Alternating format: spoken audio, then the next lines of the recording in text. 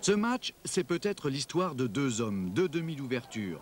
Eric Elwood, ouvreur irlandais pour commencer, héros malheureux, auteur de tous les points de son équipe.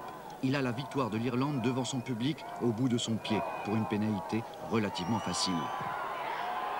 Mais voilà, le rugby est ainsi fait qu'un poteau ruine tous les espoirs de l'Irlande et d'Elwood.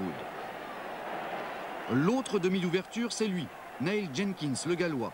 Héros heureux, on le saurait à moins, auteur de tous les points de son équipe, avec en prime un essai dont il est à l'origine sur cette ouverture classique, avec Mike Hall, excellent trois quarts centre hier, qui ici crée un premier point de fixation.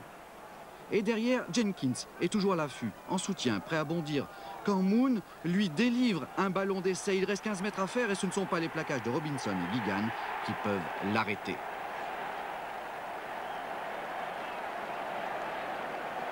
Heureux Jenkins.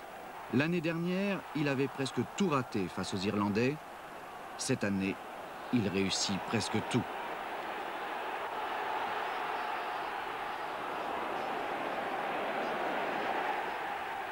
Jenkins, ouvreur d'une équipe galloise dont les Français vont devoir se méfier dans 15 jours chez eux à Lambs Park, car ils savent jouer à la main. Cette action nous le prouve.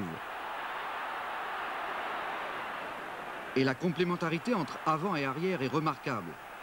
Et même s'ils n'ont pas multiplié ce genre d'action hier face aux Irlandais, ils sont capables de le faire chez eux face aux Français. Il faudra alors savoir défendre et bien défendre, comme va le faire ici Guigan sur le capitaine gallois Evans.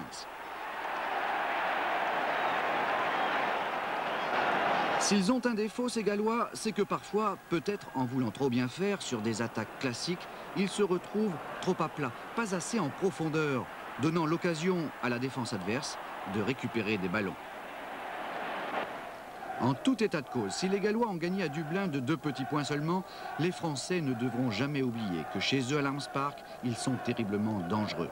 Alors, un petit rappel, regardez, c'était il y a 3 semaines, les Écossais en ont fait les frais à Cardiff.